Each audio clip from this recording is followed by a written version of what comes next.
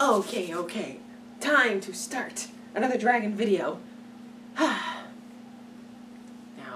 let's do it right this time. Let's summon the seance first.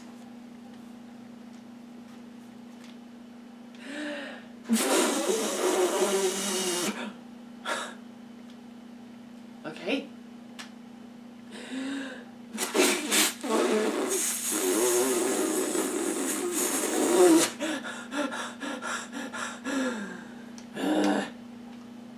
Knew I shouldn't have gotten this off of eBay. It's not gonna do any good.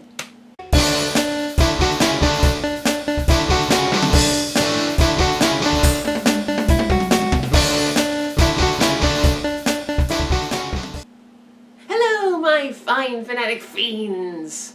Smaug is back, baby, and we are here to talk about, you guessed it, more dragon tales! We've obviously had many discussions in the past about dragons and how they've been foretold and how the stories have been passed down through generations, but something we haven't really discussed yet is not much as the literature as more of the cultural beliefs. See, many continents and many countries from all over the world, like many other things, have their own beliefs when it comes to these legends. And that's what we're here to talk about. And when I was doing my research, I found out that there were so many of them that I ended up having to do a two-parter on this video, or videos. So why don't we get started, shall we? Here we go. Part 1 of the dragons from around the... hang on a second.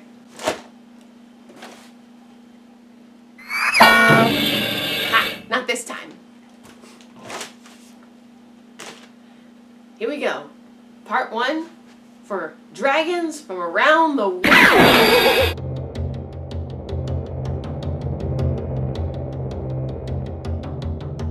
Crikey, what do you say we head down to Australia, mate, and talk about the Rainbow Serpent? What a beauty, ain't she? It sounds like Rainbow Dash has a mythological cousin, but despite its name, it actually has the ability to control the water, not the air. This creature is quite popular amongst the legends down in Australia. In fact, it's so popular it has its own music and arts festival named after it. It is known to slither across the continent, creating ditches, which eventually become watering holes after a rainfall, which obviously does well for creating fresh water for people, for crops, etc.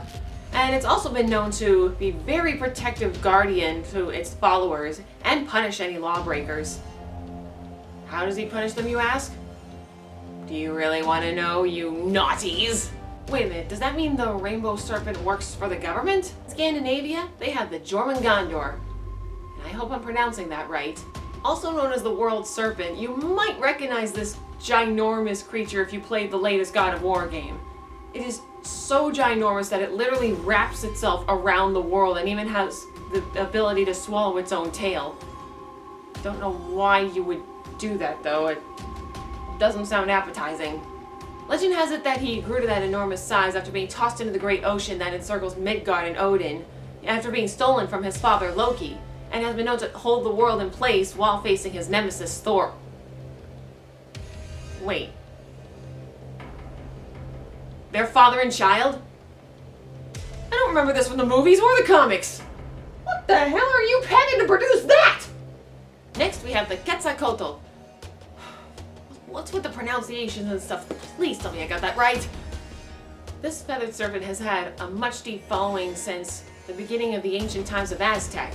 Related to the gods of wind, merchants, and craft of agriculture, some people believed that it really resembled the true god of Venus, which is also what led people to believe that the actual planet Venus is actually their dragon god watching over them. You may actually find a few interpretations of this amongst the media, such as Indiana Jones and Final Fantasy VIII.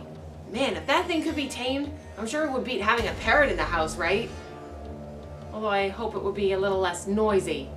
And now we take you to the great lands of North Africa, where we introduce the basilisk.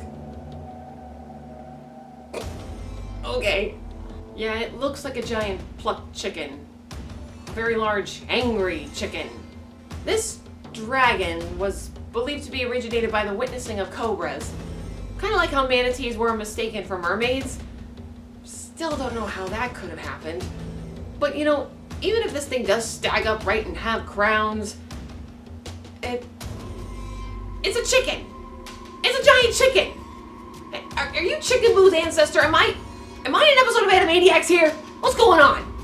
It carries many legends and stories upon it, such as, for example, the only way to kill it appears to be either the sound of a crow or seeing its own reflection. What? Really? What is it, a vampire too? It's also been said that rubbing silver with its ashes can turn it into gold. Has anybody even tried it yet? I mean, what kind of chemicals are flowing in this thing? It sounds more like some lab experiment that escaped. Even if it does look like a giant chicken, I'm not sure if I want to try to eat it anymore after all these stories. In the Hindu River of Pakistan, a very popular story amongst Buddhism faith known as the Apalala. It lived amongst the Swat River, protecting the locals against any evil dragons that came near, and it was rewarded with grain. But if the locals stopped rewarding it with grain, then it would use its power to control the water and flood them away, like the unicorn. If only I could do that if someone tried to take away my coffee. Apparently it was these actions that caused Buddha himself to convince him to go back to his peaceful ways and convert back to Buddhism. Dragons have religions? What religion was he before? Wait, he wasn't one of those nut jobs in the streets shouting that we're all going to hell, was he? In Mesopotamia, we have the Tiamat. Or the Tiamat. I'm sorry. This shapeshifter has been known to be the great essence of creation in the body of salt water. She and her husband Abzu would birth the first gods and the cosmos during their sacred marriage of fresh and salt water. Wow, that must have been some honeymoon. After her husband's murder, she wanted vengeance, so she took on the form of a sea serpent herself, only to be slain by the storm god. It's been said that her tears turned into the Tigris and Euphrates River of Mesopotamia, and that her slain body became heaven and earth. So basically, according to Babylonian legend, the people of that area have been walking on a giant corpse this whole time. Let that sink in. If you want to meet local legends, here's one for you: the Chelan Lake Dragon. According to Native Americans, this dragon was commonly spotted in the Chelan Lake in Washington. With the body of an alligator and the head of a serpent, it stands its ground as it wards off any trespassers of its territory. Some locals have claimed to have seen it recently, but as of yet, no real physical evidence of its existence. His description sounds more like an Americanized Loch Ness monster. Now, there's a death battle I'd like to see. Get to it, guys! Get to it! Another Scandinavian legend, more specifically Norse, is the Fafnir. Who came up with these names, seriously? This dragon actually started off as a dwarf, but before he turned into the vicious beast, he joined forces with his brother and slayed his father in order to get a hold of his treasure. But then his greed consumed him and caused him to betray his brother and slaying him as well, and then only to have up being slain himself by his nephew. Wow. Holiday dinners must be so awkward. Now we do go to Germany to uns fight Drakenstein.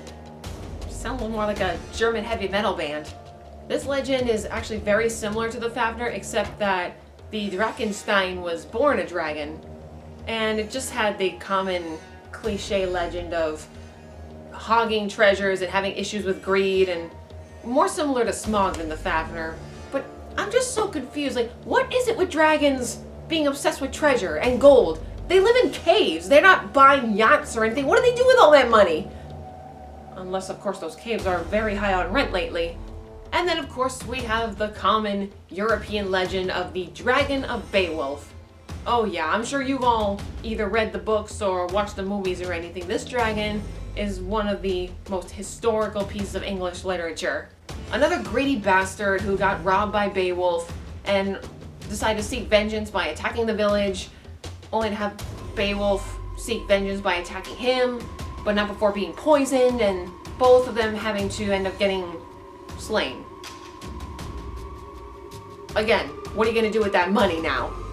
You see, kids, when you seek vengeance, everybody dies, and the gold goes nowhere. Okay, I think I've said a mouthful for now, so why don't we end part 1 of this 2-parter, shall we? Hope you guys have enjoyed this so far. If you like what you see and you want to see more, then feel free to play with the buttons below. Like, comment, subscribe. I mean, you're going to be seeing more Dragon vids in the future anyway, because this is a 2-parter. But if you want to see other stuff, feel free to let us know. So, in the meantime, I am your fangirl, or your small girl, I should say. Thank you for watching, stay savvy, and hold on to your gold. Bye.